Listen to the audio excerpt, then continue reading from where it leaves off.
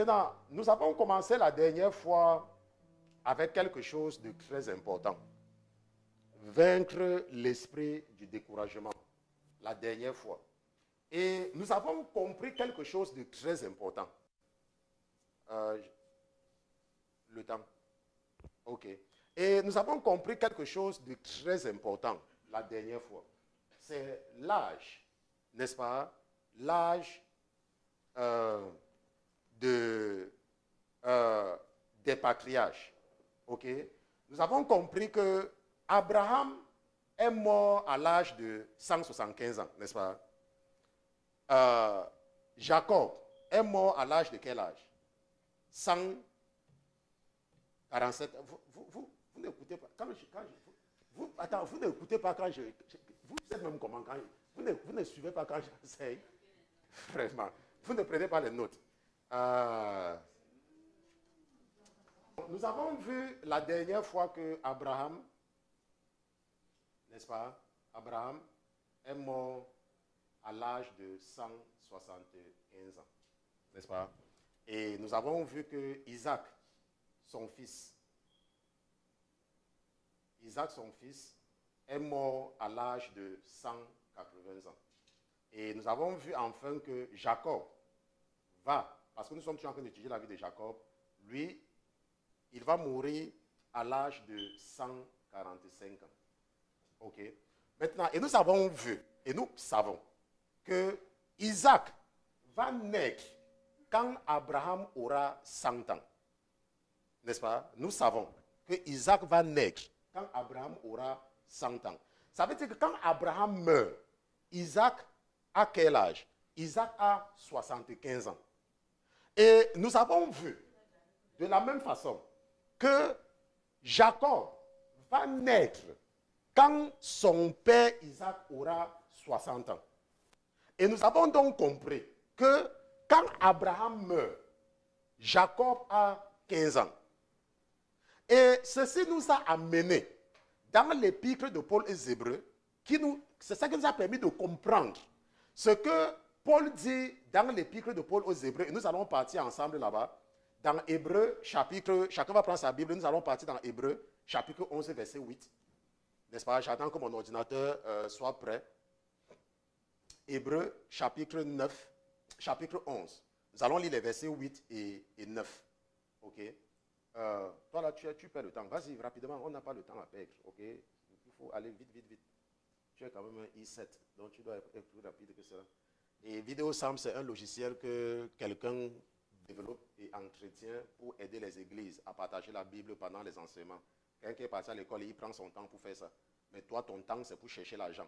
Et quand le temps de l'enlèvement va venir, tu veux être enlevé au même moment que lui.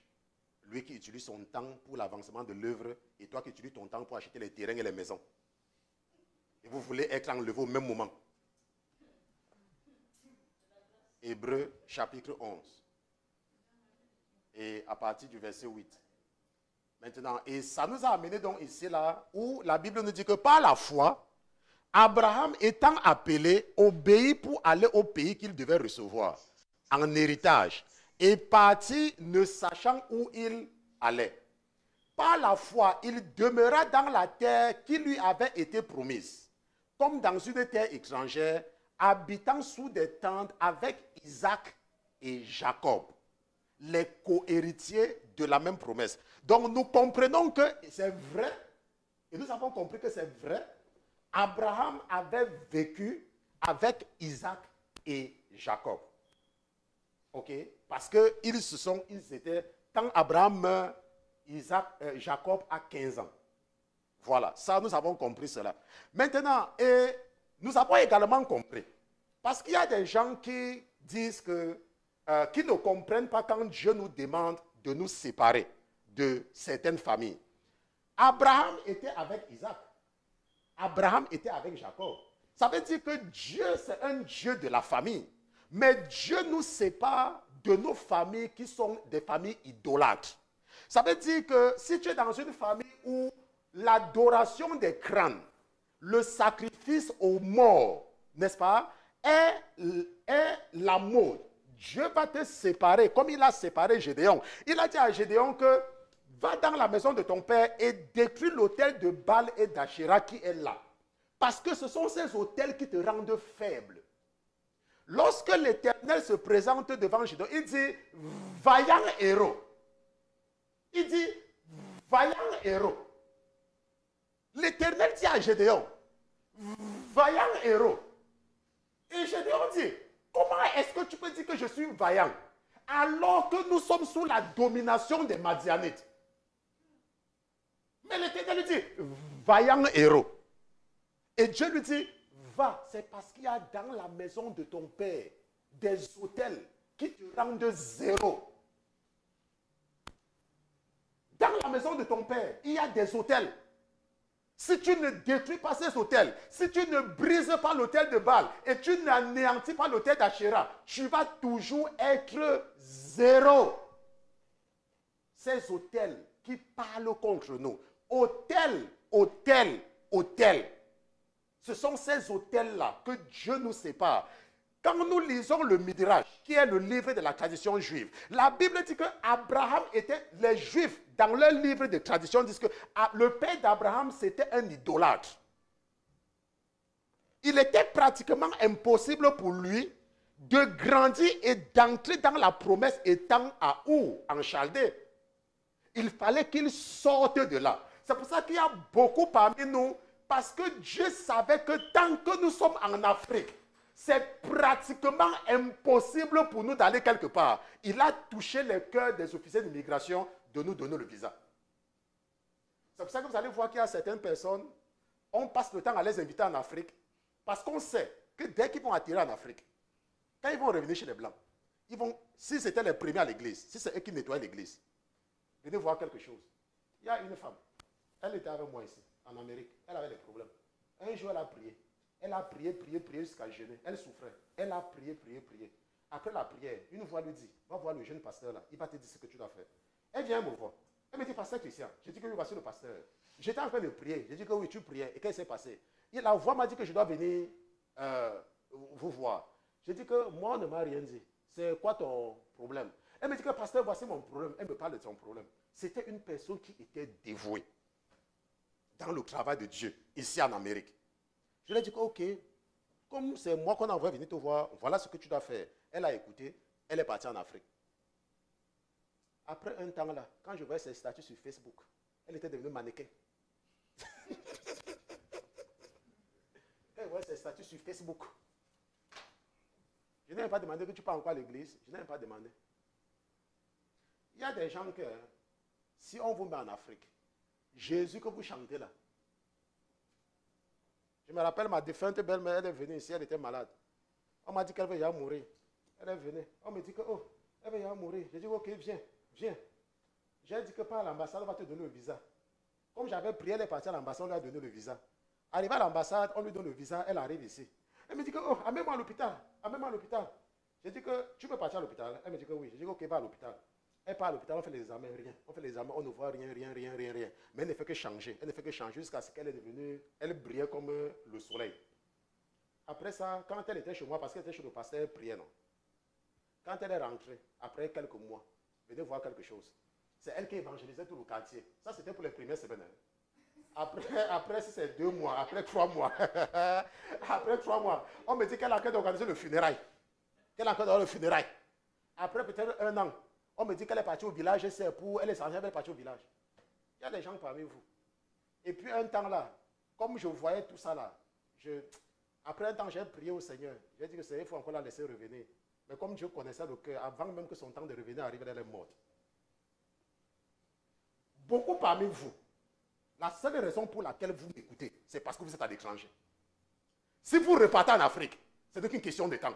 Vous allez retourner, adorer les crânes de vos parents. Beaucoup parmi vous.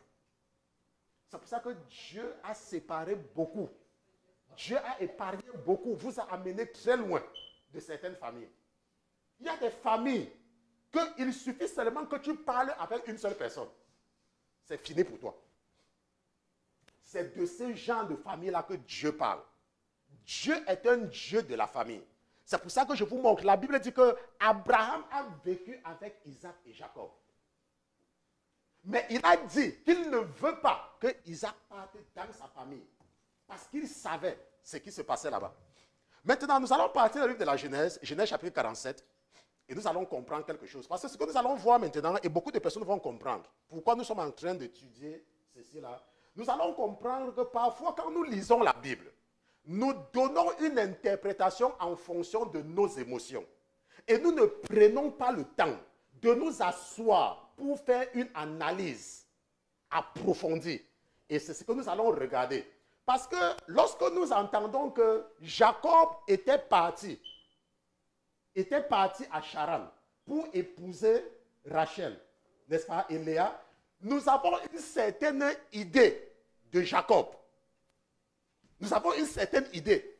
Mais ce que nous allons faire ressortir aujourd'hui, c'est que nous allons voir quel âge Jacob avait quand il est arrivé, ou alors quel âge Jacob avait quand il a quitté Isaac pour aller à Charan. Nous allons voir.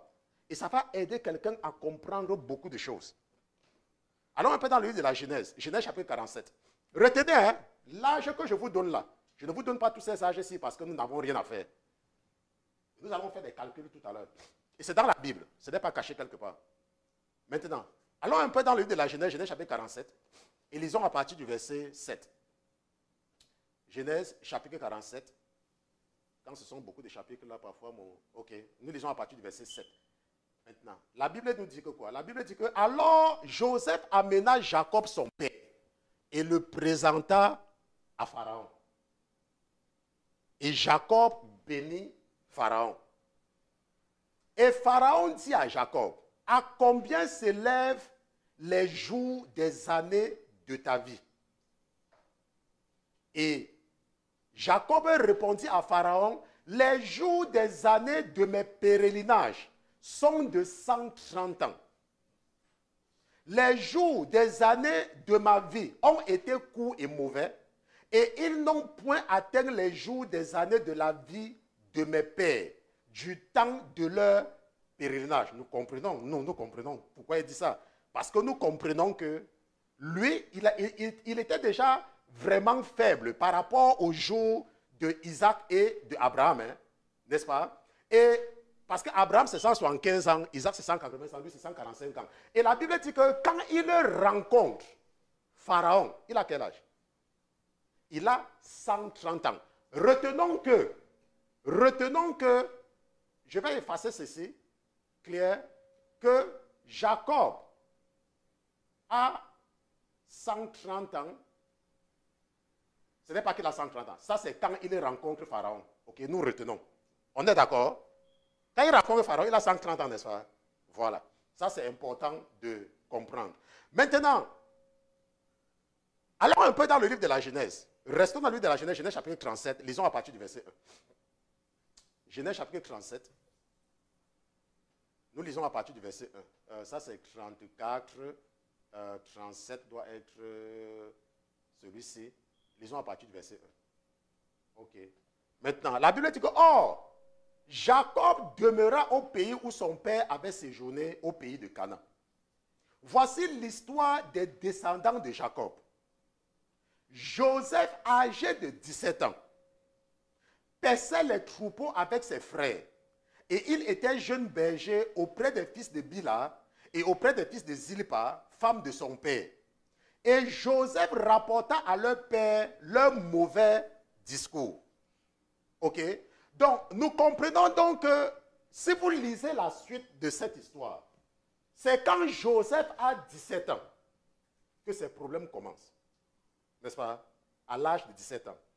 Et à quel âge est-ce que Joseph se présente devant Pharaon? La Bible nous donne la réponse. Rappelez-vous qu'à 17 ans, n'oubliez pas le thème de notre enseignement. Hein, parce que je veux que quelqu'un soit encouragé. Vaincre l'esprit du découragement. C'est à 17 ans que les problèmes de Joseph vont commencer. Et si nous partons dans Genèse chapitre 41, Genèse chapitre 41, et nous allons lire ensemble là-bas, Genèse chapitre 41. Et nous lisons à partir du verset 38. Parce qu'on ne peut pas tout lire, n'est-ce pas? Je sais que beaucoup de personnes ont lu ça, donc je lis seulement ce qui est important pour votre édification. Et Pharaon dit à ses serviteurs, trouverions-nous un homme comme celui-ci qui a l'esprit de Dieu? Et Pharaon dit à Joseph, puisque Dieu t'a fait connaître tout ceci, nul n'est entendu ni sage autant que toi. C'est toi qui seras sur ma maison et tout mon peuple obéira à ta bouche. Je serai seulement plus grand que toi par le trône. Puis Pharaon dit à Joseph, regarde, je t'établis sur tout le pays d'Égypte. Alors Pharaon ôta son anneau de sa main et le mit à la main de Joseph et le fit revêtir d'habits de fin lin et lui mit un collier d'or au cou. Et il le fit monter sur son second char. Et l'on criait devant lui à genoux. Et il l'établit sur tout le pays d'Égypte. Et Pharaon dit à Joseph, je suis Pharaon. Et sans toi, nul ne lèvera la main ni le pied dans tout le pays d'Égypte. Et Pharaon appela Joseph du nom de Tsophna-Panéa, soutien de la vie, et il lui donna pour femme Asna. J'ai fait un enseignement là-dessus, fille de Potiphera, parce que c'est ce que le diable fait pour beaucoup de personnes. Très rapidement, n'est-ce pas, comment Pharaon s'arrange à donner ses enfants aux chrétiens. J'ai fait un enseignement là-dessus. Il a fait exactement la même chose avec Joseph. Ok?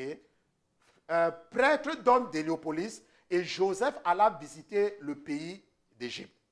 La Bible dit que, or, Joseph était âgé de 30 ans.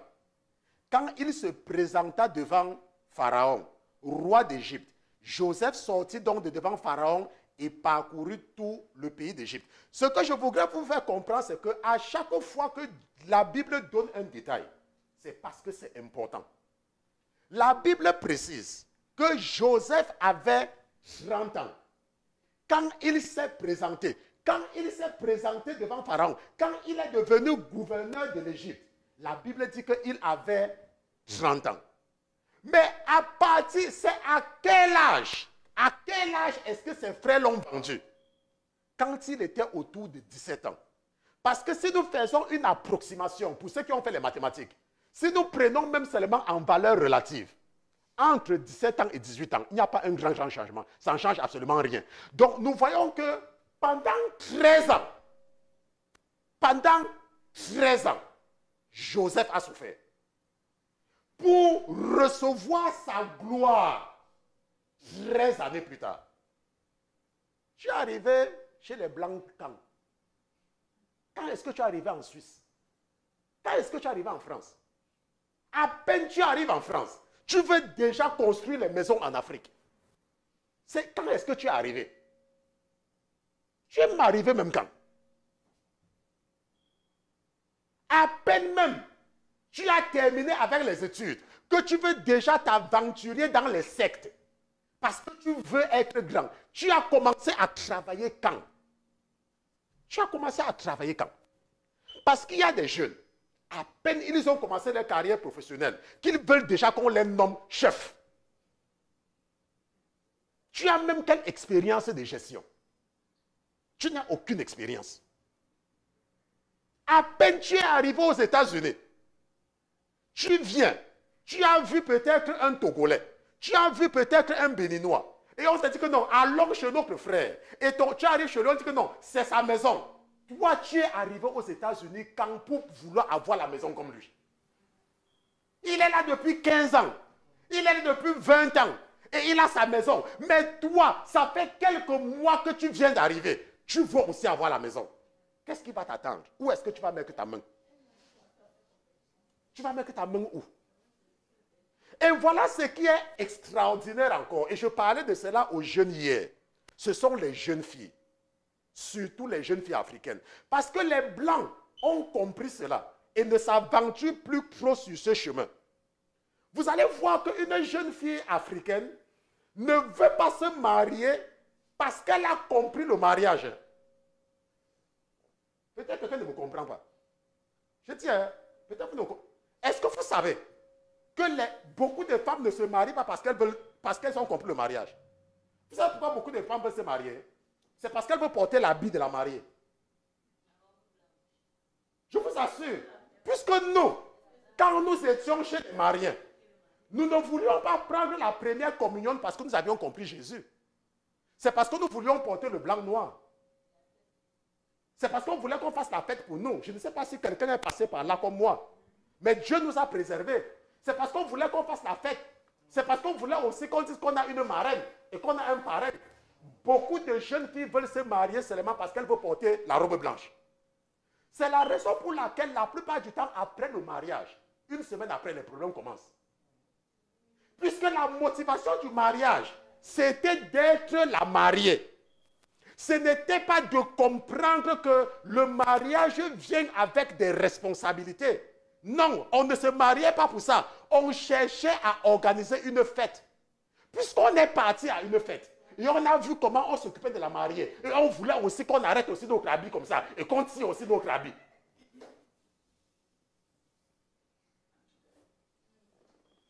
Beaucoup de personnes ne cherchent pas, ne comprennent pas pourquoi est-ce qu'il faut avoir les enfants.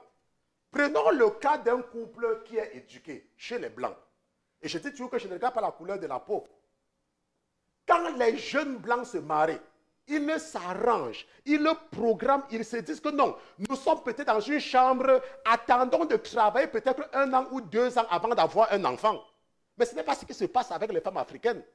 À peine elle s'est mariée, parce qu'elle a vu que l'autre a l'enfant, elle veut aussi l'enfant. Elle veut aussi avoir l'enfant. Vous voyez que c'est toujours une question de ce que Dieu essaye de nous amener à comprendre. Joseph a souffert pendant 13 ans. 13 années pour entrer, pour être présenté devant Pharaon. Pendant 13 ans. Toi, ça fait combien de temps que tu es marié? C'est vrai. On dit que tu n'accouches pas. Le problème, c'est quoi? On t'a dit que pour aller au paradis, une femme doit avoir des enfants. Pour ton information, va te placer en route. Peut-être ne pas même pas en route. Va à la prison centrale de Kodjou. Kodjou, c'est où? Il y a une ville qu'on appelle Kodjou. Va à la prison. Tu vas voir les mamans qui partent te donner la nourriture à leurs enfants en prison. Les mamans partent donner la nourriture à leurs enfants en prison. L'enfant que tu cherches là peut être prisonnier demain. L'enfant que pour toi tu ne peux pas prier à cause de ça peut être ton cauchemar demain. L'enfant que tu ne veux pas servir Jésus à cause de cela. Vous n'avez pas vu les hommes qui tuent les femmes? Le mari que tu cherches là et qui t'empêche de prier là, l'homme là demain peut t'empoisonner, peut te poignarder. Vous croyez que Dieu s'arrange à ce que ça se passe? Pourquoi? Nous ne voyons pas dans la presse tout le temps. Vous croyez que la femme qui a empoisonné son mari là, le mari n'a pas fait la cour? 13 ans que Joseph a souffert. 13 ans. Je veux que quelqu'un ne se sente pas découragé que, voilà, je suis en Amérique depuis, je ne sais pas, mes amis ont déjà fait ceci, moi, machin, ainsi de suite. Et ça fait quoi? Moi, j'ai acheté ma maison aux États-Unis quand j'avais plus de 40 ans. C'est vrai. il y en a qui ont acheté les maisons aux États-Unis à 20 ans. Mais la maison que j'ai maintenant là, l'eau tombe sur moi. L'eau ne tombe pas sur moi. L'eau ne tombe pas sur moi, même pas un peu. Je me rappelle mon ami médecin, quand nous sommes sortis de l'école, il est parti à l'école de médecine, il est devenu médecin et actuellement il est au Canada. Et moi, à un moment donné, le Seigneur m'a appelé dans le ministère. Et lui, il est au Canada. Il est arrivé ici chez moi aux États-Unis. Quand il vient, il pense que comme je l'ai dit que j'ai acheté une maison, il a peut-être cru qu'il va avoir peut-être une petite cabane quelque part. Il voit la maison, ça le dépasse. Il dit que, mais attends, donc un pasteur peut avoir une maison comme ça. J'ai dit que oui. Dieu peut te bénir si tu travailles pour lui. Qui vous a dit que travailler pour Dieu veut dire être pauvre? Même quand il a vu ma voiture pour la première fois, il est parti changer sa voiture. Parce qu'il y a des gens qui entendent que, oh, telle personne est devenue pasteur, pour eux, c'est que si tu dis que tu as la voiture, ça sera peut-être une vieille Renault 12.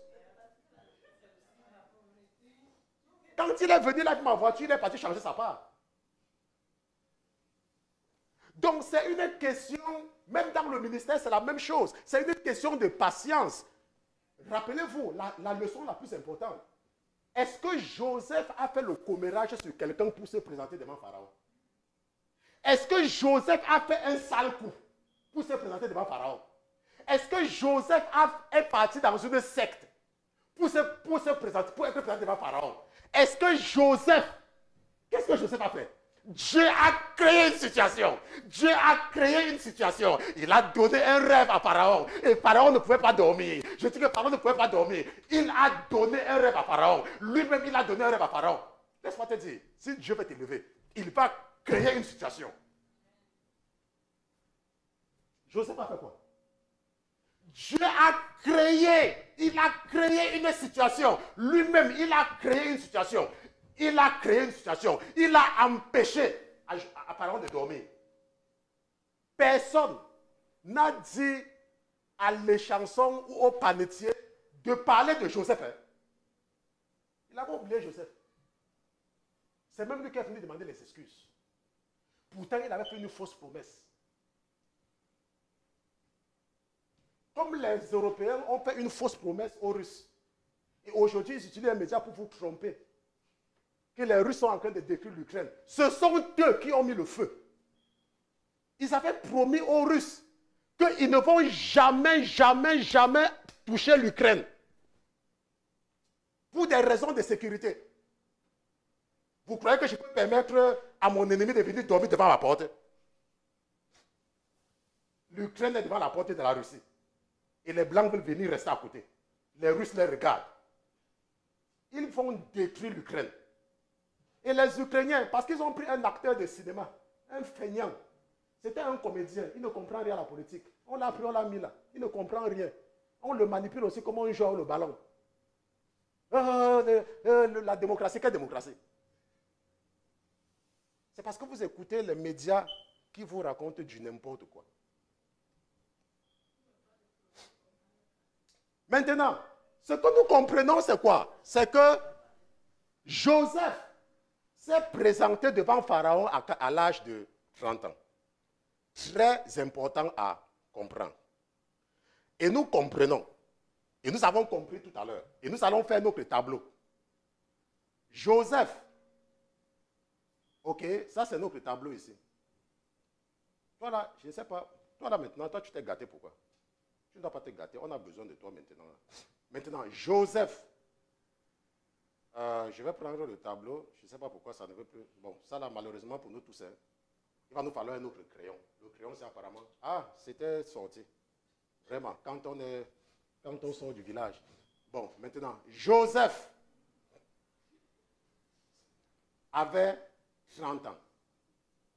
Retenons, quand il s'est présenté devant Pharaon, hein, nous comprenons, ça c'est vrai, n'est-ce pas? C'est ce que la Bible dit.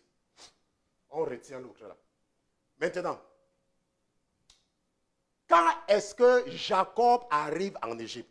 Nous savons que Jacob est arrivé. Jacob s'est présenté à Pharaon à l'âge de 130 ans.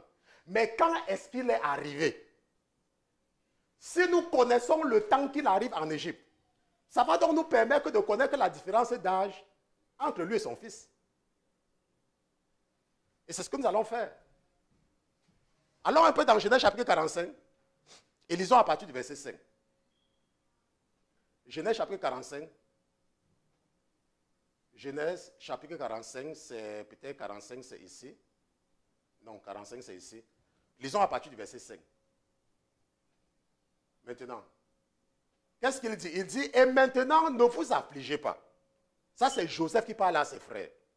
Et maintenant, ne vous affligez pas et n'ayez point de regret de ce que vous m'avez vendu pour être amené ici. Car c'est pour la conservation de votre vie que Dieu m'a envoyé devant vous. Car voici 2 ans que la famine est sur la terre. Et pendant 5 ans encore, il n'y aura ni labour ni moisson. On est d'accord? Il dit, parce que c'est au même moment qu'il va leur demander d'aller faire venir leur père. Et il a dit que la famine reste pendant combien de temps encore? Pendant 5 ans. Il y a encore 5 années de famine. Ça veut dire que ça fait déjà 2 ans que la famine a commencé. Mais nous savons qu'avant que la famine ne commence, il y a d'abord eu les années d'abondance, non? Il y a d'abord eu les années d'abondance. Ça, nous savons. Peut-être nous ne savons pas. Bon, nous savons. Si quelqu'un ne sait pas, ça veut dire qu'il n'a jamais lu la Bible. OK? Maintenant, ça veut dire quoi? Ça veut dire que si nous repartons dans notre tableau, tout simplement, le temps que Jacob arrive en Égypte, Jacob arrive en Égypte, mettons ça en rouge, pour faire la différence avec le premier, n'est-ce pas?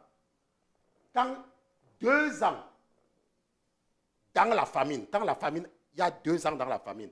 Mais avant cela, il y avait déjà 7 années d'abondance. 7 années d'abondance. Je ne sais pas si on se comprend. Ça veut dire que lorsque Jacob se présente, rappelez-vous que Joseph a 30 ans quand il interprète le rêve. Quand il a 30 ans.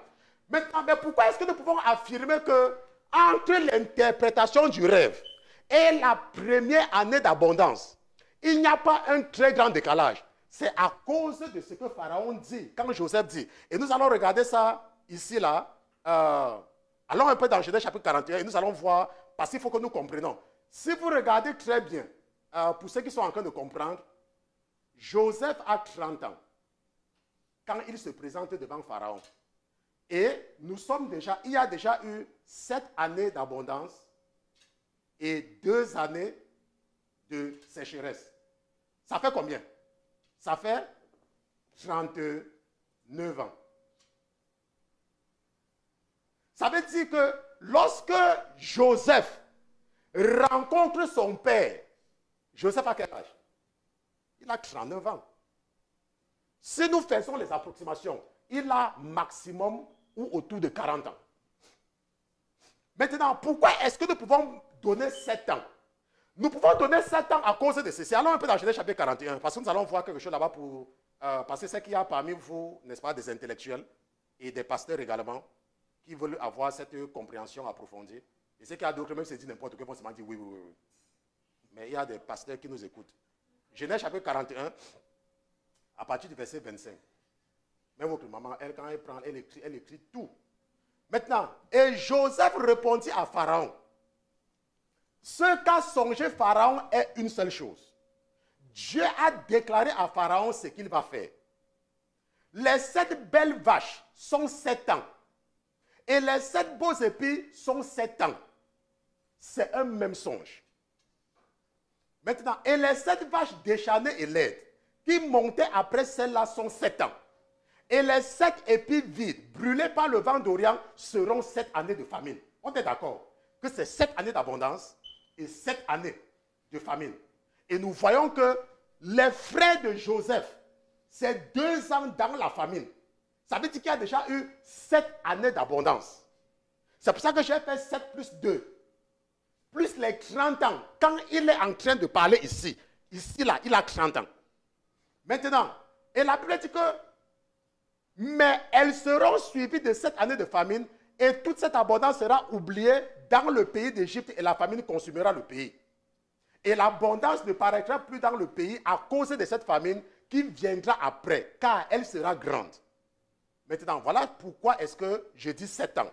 Voilà pourquoi je dis que je peux compter la prochaine année comme la première année d'abondance. Parce qu'il dit, quand à ce que le songe s'est reproduit 2 fois pour Pharaon, c'est que la chose est arrêtée de Dieu et que Dieu se hâte de l'accomplir.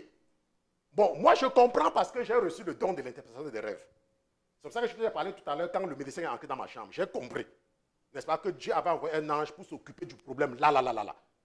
N'est-ce pas? Et j'avais partagé parce que moi j'ai tué des témoins. Maintenant, ici là, quand vous avez le don de l'interprétation, vous comprenez que ici là, ça veut dire, quand il dit que ça veut dire que ça va se passer. Ça veut dire qu'on peut, sans aucun risque de nous tromper, affirmer que la prochaine année, c'était la première année. Parce que quand on va nommer Joseph comme gouverneur, il va commencer à accumuler. Parce qu'il a compris. Donc ce sont les 7 années. Joseph va commencer, la Bible dit qu'il va sortir et il va parcourir le pays d'Égypte. Nous pouvons donc affirmer, en faisant les calculs. Faisons les calculs ensemble. Ok, on efface. Jacob, effaçons. Jacob a 130 ans quand il se présente devant Pharaon. Et Joseph a 39 ans. N'est-ce pas? Ça veut dire quelle est la différence d'âge entre Jacob et Joseph? On prend la calculatrice. Ça fait combien? Ça fait combien? On fait les calculs. Vous ne connaissez même pas calculer. 91 ans. Maintenant, ça veut dire que quoi? Ça veut dire que quoi? Rappelez-vous que la Bible dit que Joseph était le fils de sa vieillesse. C'est pour ça qu'il l'aimait et qu'il lui avait fait un habit de plusieurs couleurs. C'est parce que Jacob a eu Joseph quand il avait 91 ans. Maintenant, une chose importante que nous allons comprendre. Nous savons quand est-ce que Jacob, nous savons qui est la mère de Joseph, non? Nous connaissons tous qui est la mère de Joseph. Nous savons que c'est Rachel. Maintenant, nous allons faire les calculs ensemble. Mais nous n'allons pas faire ça aujourd'hui à cause du temps. Nous allons comprendre quel âge Jacob avait quand il a épousé Rachel. Retenons que quand Joseph naît, Jacob a 91 ans. C'est le fils de sa vieillesse. La Bible dit que parce que c'était le fils de sa vieillesse. C'est ce que la Bible nous dit. La Bible ne nous dit pas quelque chose d'extraordinaire. La Bible dit que c'est parce que c'était le fils de sa vieillesse. Et nous comprenons que c'est parce qu'il avait autour de 90 ans quand Joseph est né. Et il l'aimait. Imaginez un homme qui a un enfant à cet âge. Laissez-moi vous dire. Et avec une femme qui l'aimait. Maintenant, il faut préciser une chose. C'est pour ça que vous voyez que je reviens toujours sur les mariages qui sont arrangés parce qu'on a déjà un certain âge, on se précipite dans nos mariages là. La Bible dit que Jacob aimait Rachel. Laisse-moi te dire, quand tu vis avec un homme qui t'aime et que tu fais les enfants avec un homme qui t'aime, laisse-moi te dire, il s'occupe. Ce n'est pas toi qui lui demande de faire quelque chose. Il s'occupe de toi, il s'occupe des enfants, il s'occupe de tout. Quand l'amour est à la base, il y a un femme qui m'a appelé. Pasteur Christian, je ne sais pas, je dois trop parler. Tout le temps, il fait les conteneurs pour envoyer en Afrique. Il fait les conteneurs. Il fait les conteneurs parce que tu ne sers à rien devant ses yeux. C'est pour ça qu'il se distrait en faisant les conteneurs. C'est pour ça qu'il fait les conteneurs. Elle se plaignait tout le temps. Oh, il fait les conteneurs, je dois parler. La maison est remplie de marchandises parce qu'il est en train de remplir les conteneurs. Je peux parler à une jeune fille. Les jeunes filles, écoutez-moi, je suis un homme. Si un homme t'aime, il va s'occuper de toi. Laisse-moi. Si un homme est en train de te mentir, je n'ai pas machin truc, et tu vas s'occuper de sa famille, il ne s'occupe pas de toi, c'est qu'il ne t'aime pas. Écoute-moi. Écoute-moi les choses. Tu vois un homme, il s'occupe de sa famille. Il ne s'occupe pas de toi. Il te dit qu'il t'aime. Je suis un homme comme toi. Quand il parle comme ça, les ténèbres sont en l'eau, en ébullition. Que le petit gars là, on va le faire encore. Donc un homme. Tu vois, ce qu'il y a le problème, c'est qu'il y a certaines femmes qui avalent le mensonge là.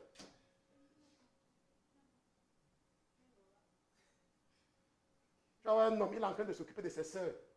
Il ne s'occupe pas de toi. Et il te dit qu'il t'aime. Il ne t'aime pas. Il ne t'aime pas. Tu es seulement un objet sexuel. Il ne t'aime pas. L'amour, c'est où? Quand un homme aime une femme, il s'en occupe. La Bible dit que vous avez vu que l'homme, que vous avez vu quelqu'un qui ne s'occupe pas de son corps, tous les jours se lavent. Mais tu vas dire que tu aimes une femme, tu ne t'occupes pas d'elle. Et puis il y a certaines femmes qui sont naïves. Non, il m'a dit, il n'a pas encore. Quand il aura. Vraiment. Quand il aura. Peut-être qu'elle va acheter l'avion. Quand il aura. Pour le moment là, il se cherche encore. C'est pour ça que vous allez voir les histoires classiques. Oh, je l'ai supporté quand il n'avait rien. Je l'ai supporté quand il n'avait rien. Mais quand elle a commencé à avoir, il m'a abandonné pour aller chercher l'autre. On entend ça tous les jours. Il y avait une autre là. Il y avait une là. Quand on regardait encore les films du monde, on l'appelait Amoué. C'était Amoué. Tout le monde nous trompait Amoué. C'était Amoué. N'est-ce pas? Donc, ce que nous retenons aujourd'hui, parce qu'aujourd'hui c'est le service de la scène, nous avons compris par les calculs bibliques. Et c'était seulement sur la base de la Bible. Et c'est comme ça qu'il y a des gens qui sont spécialistes en numérologie biblique, qui peuvent vous dire quand la fin des temps aura lieu. Parce que le Saint-Esprit les ouvre. Ils prennent les chiffres dans la Bible. Il y a beaucoup de chiffres que je vous ai montrés aujourd'hui que vous ne saviez pas que ça existait. Okay? Il y a des gens qui sont spécialistes de la fin des temps. Le Saint-Esprit les a donné la compréhension et en lisant la Bible, il peut vous dire à quel moment et sur quel calendrier biblique est-ce que nous nous trouvons. Il vous fait des prédictions. Aujourd'hui, le Saint-Esprit a voulu que je vous fasse ressortir l'âge de Jacob quand il a eu Joseph, pour vous amener à comprendre pourquoi est-ce que la Bible dit que c'était le fils de sa vieillesse. Et ce que nous allons comprendre la prochaine fois, c'est quel âge Jacob avait quand il a en réalité épousé les deux sœurs. Parce que quand nous lisons la Bible légèrement, nous pouvons croire que Jacob a d'abord épousé Léa et ensuite il a épousé Rachel. Non, ce n'est pas vrai. Il a eu les deux sœurs au même moment. Et c'est bien écrit dans la Bible. Mais c'est parce que nous lisons avec négligence. Mais quand le Saint-Esprit nous ouvre, n'est-ce pas, la compréhension, nous comprenons qu'il a eu les deux sœurs au même moment. Ok? Et ça là, nous allons comprendre cela la prochaine fois. Et vous savez que vous me passez quand je vous parle, je vous montre ce qui est dans la Bible. Je ne vais pas vous prendre le Midrash ou bien le Tanakh ou bien n'importe. Ça sera la Bible que nous allons comprendre. N'est-ce pas? Nous allons seulement nous arrêter ici pour aujourd'hui à cause du temps. Nous allons nous arrêter ici. Et je remercie le Saint-Esprit pour tout ce qu'il fait au milieu de nous. Je le remercie pour ce qu'il nous a enseigné aujourd'hui. Et nous allons tous nous lever, nous allons prier. Allez!